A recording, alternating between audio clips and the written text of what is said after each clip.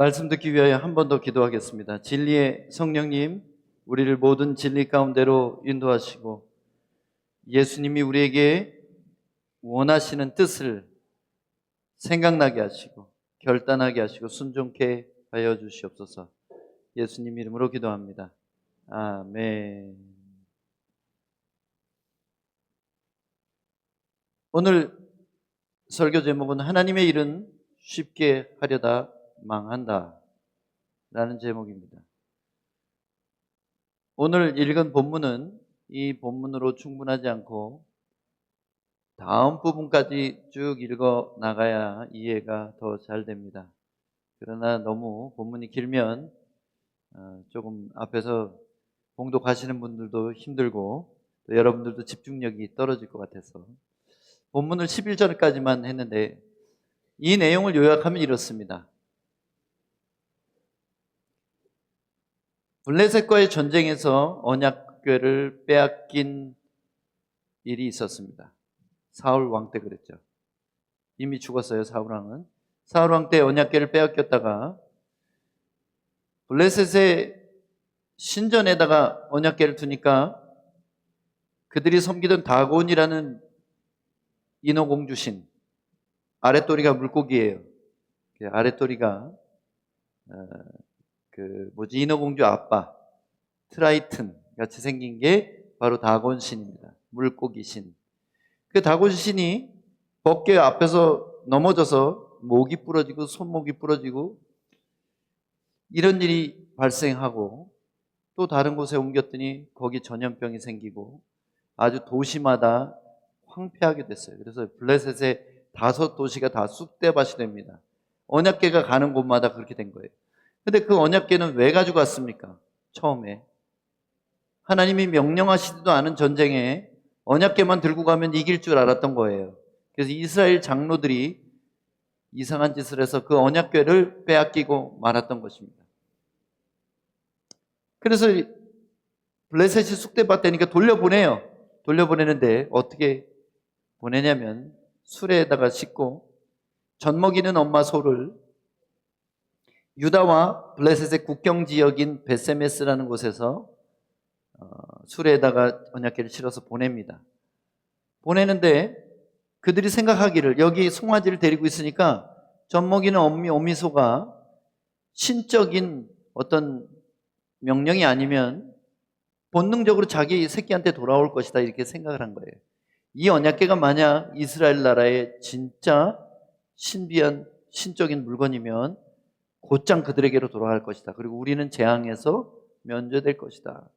그래서 그들이 받은 재앙대로 쥐 5마리 황금으로 만들고 독종, 그러니까 몸에 난 종기 모양으로 금덩어리 5개 종기. 왜 5개씩이냐면 그들의 도시가 5개씩이니까.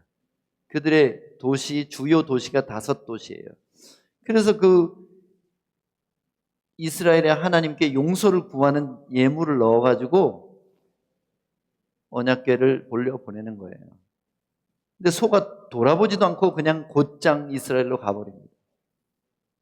그런데 그때 그 언약궤가 베세메스로 돌아오니까 베세메스 사람들이 이야 우리의 언약궤가 돌아왔다 하고 언약궤를 가서 만지고 뚜껑을 열었어요.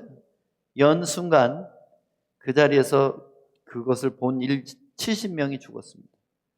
어떤 사본에는 5만 70명이라고 써 있어요. 그러나 당시에 베세메스 인구로 봐서는 그건 말이 안 되고 사본의 오류예요. 그래서 어떤 사본에 써 있다 그래서 5만이라고 써 있고 가로치기가 돼 있어요. 그래서 그런 일이 있어가지고 두려워했습니다. 이 돌아온 언약궤를 모셔가기를 두려워해서 그 중에 레위인이 있냐? 베세메스 근처에. 그랬더니 아비나답이라는 레위인이 있었어요. 그래서 레위나 니네 집에 모셔라 해서 아비나답의 집에 레위인의 집에 20년 동안 그 언약궤가 머물러 있었습니다. 이 배경을 가지고 있어요. 근데 다윗이 12지파 모든 이스라엘의 왕이 된 다음에 제일 먼저 한 일이 뭐냐면 언약궤를 모셔와야 되겠다. 왜 그렇게 생각했을까요? 다윗은 자기를 이스라엘 나라의 왕으로 세워준 분이 하나님이신 것을 확실히 알았던 사람이에요. 그리고 이스라엘의 왕은 자기 자신이 아니라 살아계신 하나님이 이스라엘의 왕이시고 자기는 그의 종이라고 확실히 믿었던 사람이에요. 그래서 언약궤라는 게 우리가 생각할 때는 그냥 상자지만 그게 뭐라고 되어 있냐면 시은좌, 언약궤의 뚜껑을 시은좌라고 합니다. 은혜를 보이시는 보좌라는 거예요. 보좌. 그러니까 왕이 앉으시는 의자라는 뜻입니다. 그래서 여러분 언약궤의 뚜껑에 보면 여러분 보신 적이 없죠? 보신 적이. 천사들이 이렇게 날개를 가까이 대고 있고 천사 날개 위에 하나님이 앉으시는 거예요. 그리고 언약궤 뚜껑에 보면 발등상이라고 홈이 2개가 파져 있어요. 하나님이 거기다가 발을 올려놓으신다는 뜻입니다. 사실 우리 하나님이 육체가 있는 분이 아니고 그렇게 천사 날개 위에 불편한 자리에 이렇게 앉으시지는 않을 거 아니에요. 그런데 영이신 하나님이 거기에 왕의 자리로서 앉으신다는 의미로 그렇게 언약궤를 상징적으로 만들어 놓은 것이고 실제로 하나님은 그 언약궤 위에 임재하셨어요. 영으로. 그렇기 때문에 그 언약궤를 모셔온다는 것은 무슨 의미냐면 이제 다윗 성을 지었잖아요. 여부수 사람에게 빼앗아 가지고 이스라엘 남동쪽에 붙어있는 그 땅을 빼앗아서 그 성에 왕궁을 다윗성이라고 명령했어요. 그렇게 이제 왕궁이 지어졌죠? 그러면 누굴 모셔야 돼요? 왕을 모셔야 되잖아요. 그게 오늘 설교의 배경입니다. 짧은 시간에 잘 설명했죠? 예, 감사합니다. 인정 안 하시는 분이 있는 것 같은데. 자, 다윗이 이스라엘에서 뽑은 무리 3만 명을 다시 모으고 왜 3만 명이나 가요? 상자 하나 들고 오는데 왕의 행차니까 그래요. 왕의 보좌가 옮겨오는 거예요. 그렇기 때문에 3만 명의 이스라엘 남자 군대를 모았습니다. 다윗이 일어나 자기와 함께 있는 모든 사람과 더불어 바알레 유다로 가서 바알레 유다가 어디냐면 가드에 속한 벳세메스 근처에 있는 아비나답의 집이 있는 곳입니다. 거기서 하나님의 궤를 메어오려 하니 그 궤는 그룹들 사이에 좌정하신 그룹들 사이에 앉으신 만군의 여호와의 이름으로 불리는 것이라. 만군의 여호와의 이름이라고 말할 때는 하나님의 별명이 참 많죠. 근데 만군의 여호와라고 말할 때는 그의 힘, 무력, 그의 심판의 권세 이런 것들을 의미하는 별명이에요. 그러니까 두려우신 하나님 할 때는 만군의 하나님. 그래서 만군의 여호와의 이름으로 불리는 언약궤를 모셔오겠다는 이 뜻은 뭐냐면 이스라엘의 보호자와 이스라엘을 전쟁에서 승리케 하시는 그 참된 왕이 바로 하나님이라는 뜻입니다. 3절 그들이 하나님의 궤를 새 수레에 싣고 누가 쓰던 수레가 아니라 새로 만든 그러니까 새로 뽑은 고급 리무진을 대령시켰어요. 그 당시로는 수레보다 좋은 탈 것이 있습니까? 없어요. 그래서 수레가 제일 좋은 거예요. 산에 있는 아비나답의 집에서 나오는데 아비나답의 아들 우사와 아히오가 그 새 수레를 모니라. 그들이 산에 있는 아비나답의 집에서 하나님의 궤를 싣고 나올 때 아히오는 궤에 앞서가고 소들이 끌었어요. 소가 한 2마리 정도 되겠죠? 소가 끌었고 아히오가 소의 고삐를 잡고 앞서가는 겁니다.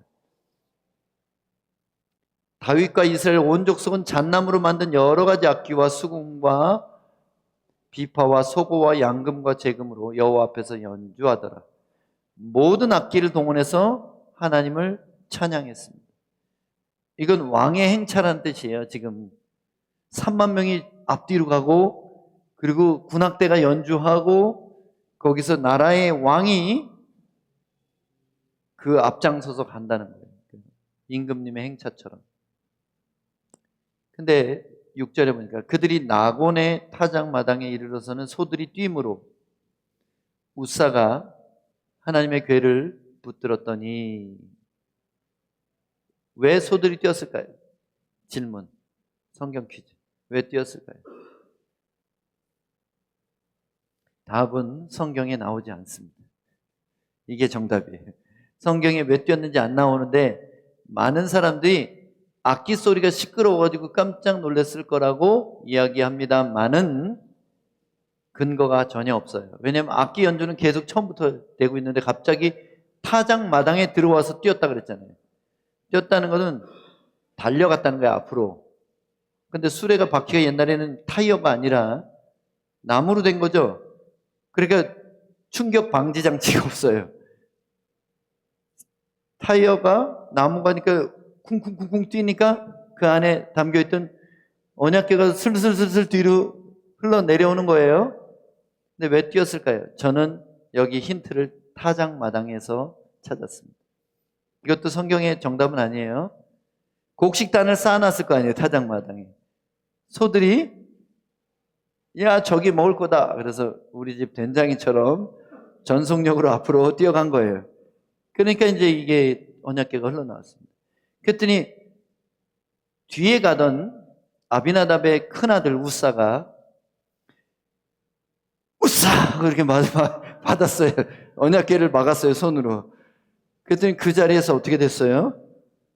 여호와의 하나님이 우사가 잘못함으로 말미암아 진노하사 그를 그곳에서 치시니 그가 거기서 하나님의 궤 곁에서 죽으니라. 이 모습을 보고 앞에서 소를 끌고 있던 아효는 아휴 살았다 이렇게 했을까요? 재미없죠? 네. 8절에 보니까 여호와께서 우사를 치심으로 다윗이 분하여 왜 분했을까? 왜 분했을까요? 전화 좀 받으셔도 됩니다. 전화 꺼주세요. 소리 끄는 거 모르면 옆 사람한테 한번 물어보세요. 우사를 치심으로 다윗이 분하여 그곳을 베레스 우사라 부르니 왜 분했냐면 자기 자신에게 화났을 거예요.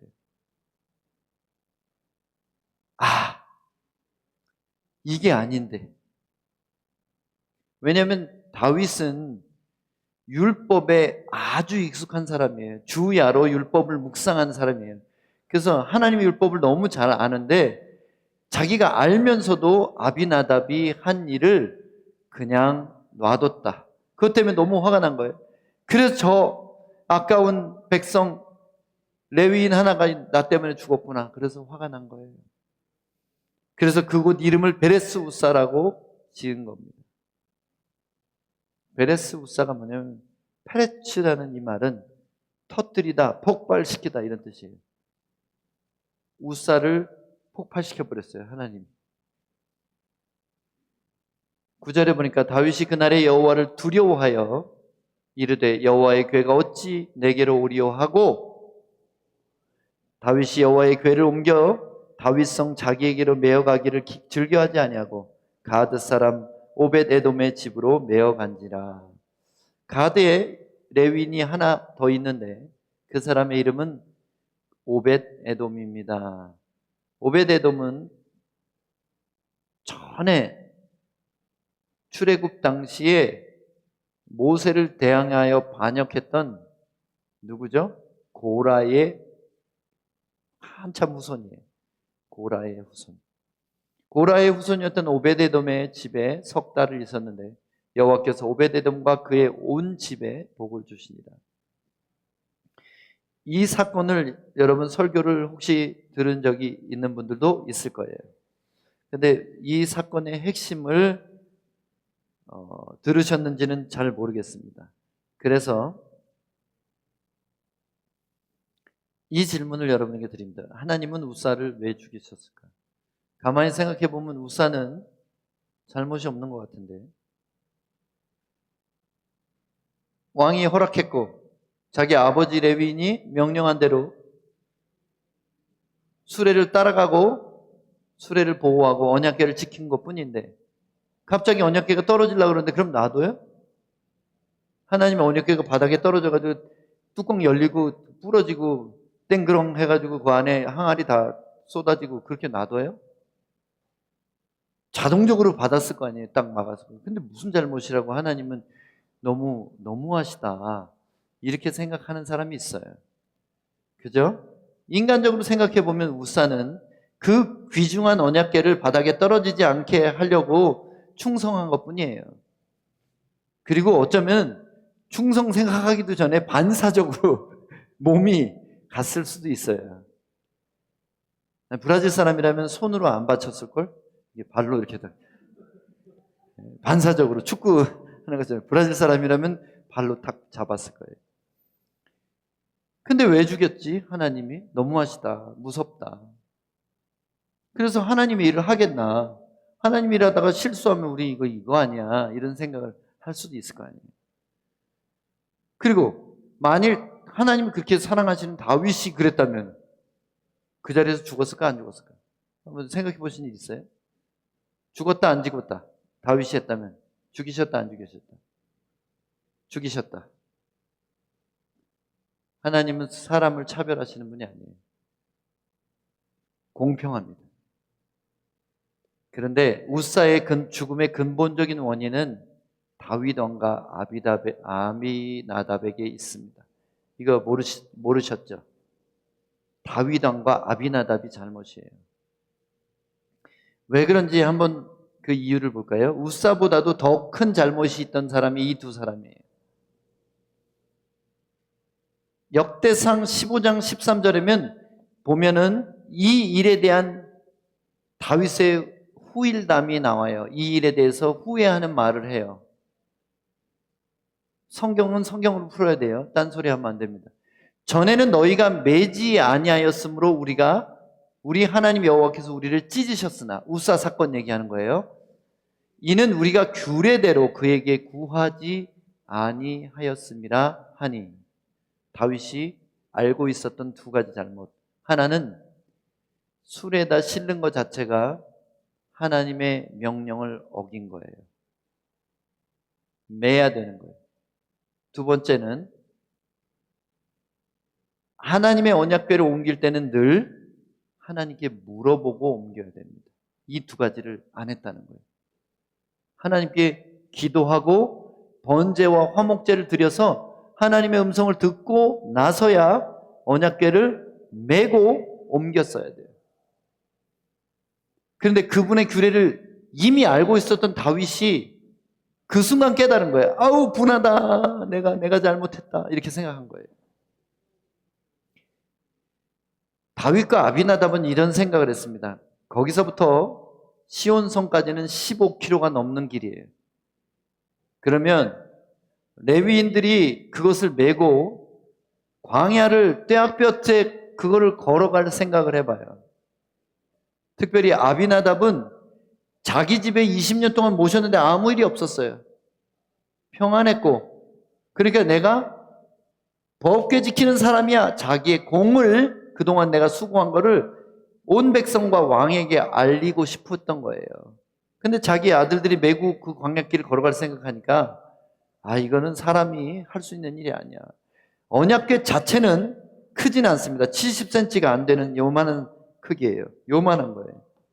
근데 금으로 쌌고 그 위에 금덩어리로 된 천사가 붙어 있고 그 안에 돌판이 들었고 만나 항아리가 들었어요.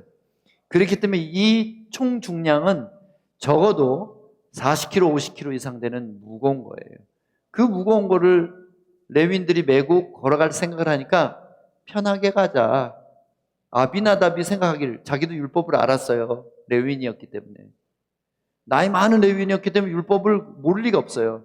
그런데 자기 아들들을 편하게 하기 위해서 그저 이거를 수레에다가 실은 건데, 양심은 있어가지고 쓰던 거 아니고 새 수레로 했습니다. 근데 이게 누가 한 거예요? 하나님을 모르던 우상 숭배자들이 했던 그 방식으로, 20년 전에 보냈던 그 방식으로 수레에다가 싣고 갔다는 거예요. 이거 자체가 잘못입니다. 또 하나, 이 성물인 언약궤는 신적인 특성을 명령하셨어요. 그래서 내가 앉았던 자리는 나와 동일하게 취급해라. 나를 손대는 자는 죽을 것이다. 나를 본 자는 죽을 것이다. 하나님의 거룩하심이 그 언약궤에 서려 있는 거예요. 하나님의 거룩하심. 그렇기 때문에 그것을 만지거나 본 자는 죽는 거예요.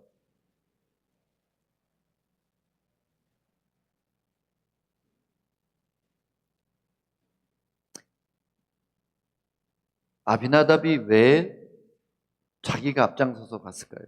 사실은 아비나답도 레위인이지만 레위인들도 직분이 다 다르거든요. 사실은 아비나답과 그의 아들들이 이것을 할 일은 아니에요. 어떤 절차를 따랐어야 되냐면 민수기의 율법대로 아론 자손 제사장들이 와서 천으로 덮어야 돼요. 파란 천으로 덮어야 돼요. 아무도 못 보게 그 곳에 들어가서 아론 자손의 제사장들이 그걸 쌓아요. 꽁꽁. 그 다음에 채만 이렇게 나와 있는 거예요. 막대기만. 그러면 고핫 자손 레위인들이 들어가서 매는 거예요. 이게 율법에 정해져 있습니다. 근데 율법을 알고 있으면서도 아비나답은 왜 자기와 자기 아들들이 앞장서서 갔을까요? 인정받고 싶은 거예요.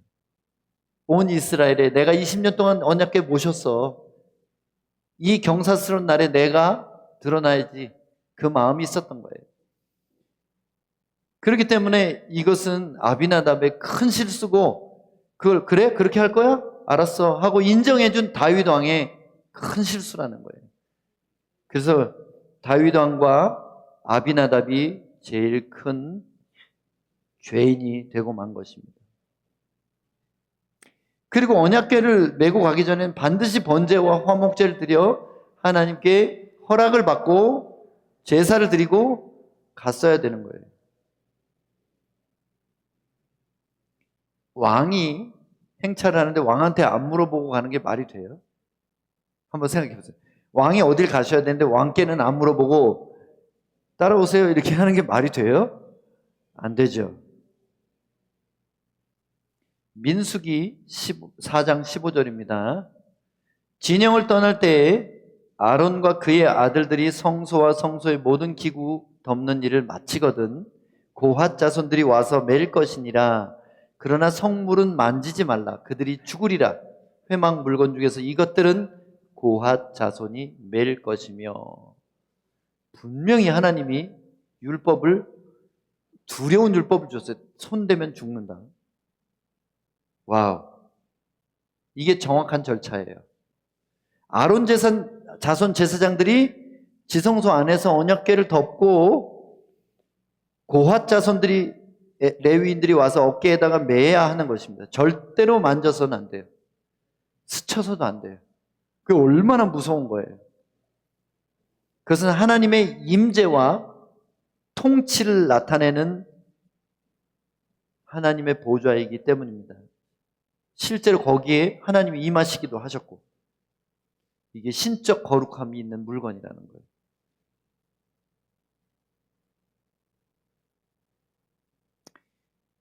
아까 말씀드린 것처럼 이런 일이 있었어요. 사무엘상 6장 19절에 보니까 벳세메스 사람들이 여호와의 궤를 들여다본 까닭에 그들을 치사 5만 70명을 죽이신지라. 여호와께서 백성을 쳐서 크게 살육하셨으므로 백성이 슬퍼 울었더라. 이게 벳세메스의 언약궤가 돌아올 그날에 이런 일이 있었던 거예요. 본 사람도 죽는데 만진 사람은 어떻겠어요? 이 율법을 분명히 다윗 왕도 알고 있었고 아비나답도 알았다는 것입니다. 이후에 오베데돔의 집에 석 달 동안 머물면서 그들의 집에 복이 임하고 그들의 양들이 새끼를 수풍수풍 잘 낳고, 그리고 모두 다 아프던 사람도 건강해지고 곡식이 더 많이 자라고 복을 받는 것을 들었어요, 왕이. 그 다음에 드디어 언약궤를 모시러 갑니다. 이때는 어떻게 했는지 한번 잘 보실까요? 어떤 사람이 다윗 왕에게 아뢰어 이르되 여호와께서 하나님의 궤로 말미암아 오베데돔의 집과 그의 모든 소유에 복을 주셨다 한지라. 다윗이 가서 하나님의 궤를 기쁨으로 메고 오베데돔의 집에서 다윗 성으로 올라갈세. 좀 달라졌죠? 다윗이 기쁨으로 그것을 수레에 싣고가 아니라 메고 오게 했다는 거예요. 13절입니다. 여호와의 궤를 맨 사람들이 6걸음을 가매. 6은 육체의 숫자, 인간의 숫자입니다. 우리의 모든 힘과 정성을 다해 예배합니다. 이런 뜻이 있어요. 6걸음만 딱 갔어요. 그 다음에 서서 다윗이 여호와 앞에서 소와 살진 송아지로 제사를 드렸다는 거예요.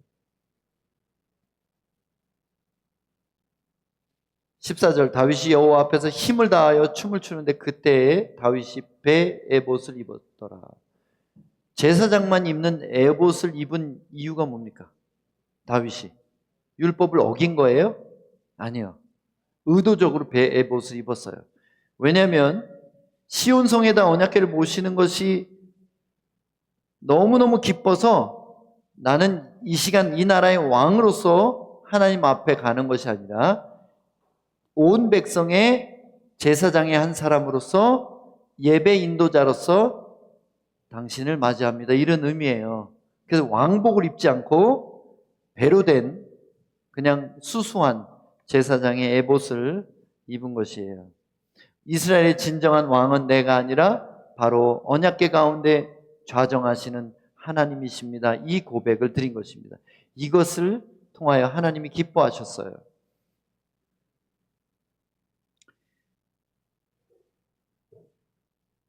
이제 도착했습니다. 6장 17절 여호와의 궤를 메고 들어가서 다윗이 그것을 위하여 친 장막 가운데 그 준비한 자리에 그것을 두매 다윗이 번제와 화목제를 여호와 앞에 드립니다. 번제는 싸그리 태워 드리는 제사입니다. 화목제는 일부분을 가장 좋은 부분을 하나님 앞에 드리는 건데 어떤 의미입니까? 번제는 거룩함과 헌신을 의미한 거예요. 화목제는 감사와 사랑과 존경을 하나님께 드리는 거예요. 그러니까 우리는 하나님을 두 가지 생각으로 예배드려야 돼요. 하나님은 두려우신 심판의 주, 하나님은 사랑 많으신 나의 아버지. 이 두 가지가 있어야지 올바른 예배가 되는 거예요. 하나님을 두려워야지 죄를 떠나고 하나님을 사랑해야 가까이 갈 수 있는 거예요. 하나님은 이 둘 중에 하나만 택하면 안 돼요. 번제와 화목제를 드려야 됩니다. 이것이 올바른 예배라는 거예요. 이 사건을 통해서 우리는 다윗으로부터 뭘 배울 수 있어요? 다윗의 실패와 그 다음에 성공을 통해서 우리는 어떻게 하나님을 대우해야 되는지를 분명하게 배울 수 있다는 것입니다. 나중에 이렇게 다윗이 고백하는 부분이 있어요. 이후에 다윗이 나라가 안정되고 그랬을 때 인구조사를 해서 하나님이 화가 나셨죠. 교만한 다윗은 왕을 벌 주시느라고 전염병이 유행하게 된 거예요. 그랬을 때 다윗이 오르난이라는 사람의 타작마당에서 땅을 사고 재물을 사서 거기서 하나님께 제사를 드렸습니다. 그런데 그때 한 고백이 있어요. 한번 읽어보겠습니다. 오르난이 다윗에게 말하되 왕은 취하소서 내 주 왕께 좋게 여기시는 대로 행하소서. 보소서 내가 이것들을 드리나이다. 소들은 번제물로, 곡식 떠는 기계는 화목으로, 밀은 소제물로 삼으시기 위하여 다 드리나이다 하는지라. 다윗 왕을 존경했던 오르난이라는 사람은 자기의 소와 농기구와 이런 것들을 다 제사 드리라고 그냥 공짜로 줍니다. 그런데 다윗이 뭐라 그랬어요? 다윗 왕이 오르난에게 이르되 그렇지 아니하다. 내가 반드시 상당한 값으로 사리라. 내가 여호와께 드리려고 내 물건을 빼앗지 아니하겠고 값 없이는 번제를 드리지도 아니하리라 하니라. 그리하여 다윗은 그 턱값으로 금 600세겔을 달아 오르난에게 주고. 굉장히 많은 돈이에요. 금 600세겔을 내고 비싼 값으로, 시중 시세보다 더 비싼 값으로 오르난에게 재물을 사서 땅을 사고 거기서 번제를 드렸다는 거예요. 그랬을 때 어때요? 하나님의 심판이 멈췄습니다. 여기 비밀이 있어요. 예배의 비밀. 섬김과 예배에는 값이 필요하다는 거예요. 값 없이는 번제를 드리지도 아니하리라.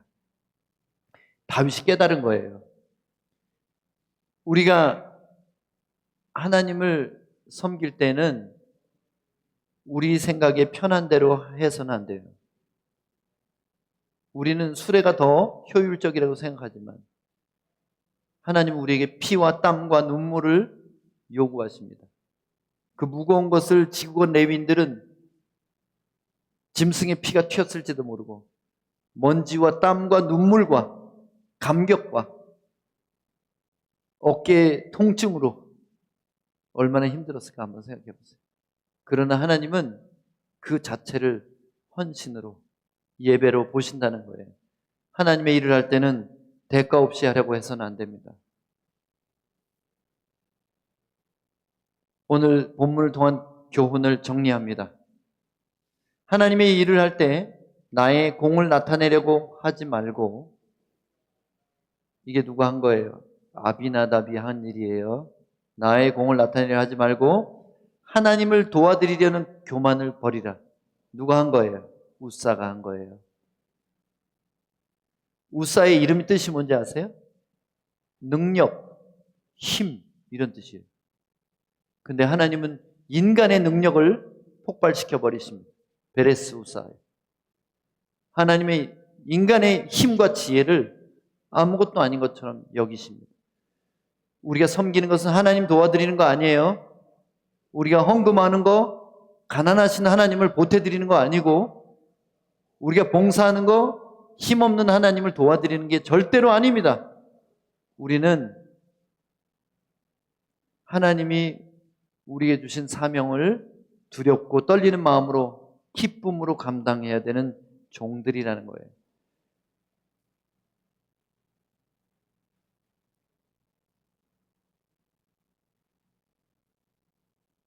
두 번째, 하나님의 일을 할 때 하나님께 묻고 시작하고 경외와 사랑으로 헌신하라. 하나님의 일을 할 때 예배보다 일이 앞서서는 안 됩니다.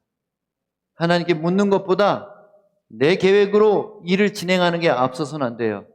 그래서 다윗이 출발할 때 6걸음 만에 예배드렸고 도착해서 예배드린 것처럼 우리는 하나님을 모시고 무슨 일을 하든지 듣고 예배하고 순종하고 다시 감사의 예배를 드려야 된다는 것입니다. 그래서 여러분이 어떤 일을 맡았든지 어떤 부서를 맡았든지 이 부분을 올 한 해 동안 잊지 마시고 기억하시기 바랍니다. 하나님의 일을 할 때 내 판단대로 쉬운 길을 택하지 말라. 이것은 아비나답과 다윗 왕의 실수죠. 내 판단으로 이렇게 하면 좋겠는데 이게 더 편한데? 하나님의 일은 쉬우려고 하는 게 아닙니다. 하나님의 일은 시간과 재정과 노력과 힘이 다 필요한 거예요. 하나님의 명령 그대로 어려워도 어깨에다 짊어져야 돼요.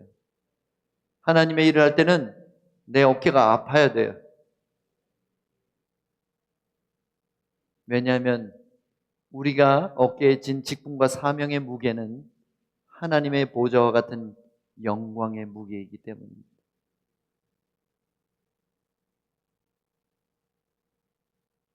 저는 교회 담임 목사 때려치우고 싶을 때가 많습니다. 이게 인간의 밑바닥이 그래요. 내가 이 일을 왜 하고 있을까? 오해받아가면서 별소리 다 하는데 순종 안 하는 사람들도 있는데 내가 왜 이걸 할까? 내가 이걸 하면서 내가 무슨 칭찬을 받나? 돈을 받나? 명예가 생기나? 안 하고 싶다. 근데 이 말씀 준비하면서 제가 하나님 앞에 울면서 회개했습니다. 주님, 제게 지우신 이 언약궤는 영광의 무게입니다. 누구도 줄 수 없는 하나님만이 내게 주시는 하나님의 임재의 무게입니다. 그래서 여러분, 지난주에 직분을 임명받으셨죠? 또 아무 직분도 안 받으신 분들도 똑같아요. 여러분은 다 하나님의 종들입니다.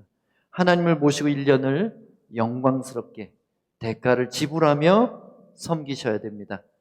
두려움으로 그리고 사랑으로 시간과 재정과 내 몸을 들여서 섬기고 어려워도 끝까지 감당해야 합니다.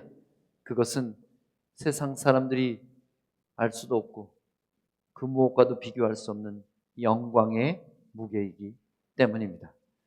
영광의 무게를 각자 짊어지신 여러분, 우리 함께 왕이신 하나님의 언약궤를 메고 이 한 해 동안을 힘차게 걸어나갑시다. 그러면 반드시 하나님이 우리에게 다윗에게 하신 것처럼 승리와 축복과 하나님의 보호와 공급이 있을 것으로 확신합니다. 아멘. 여러분 어깨 푸세요. 그리고 짊어집시다. 기도하겠습니다.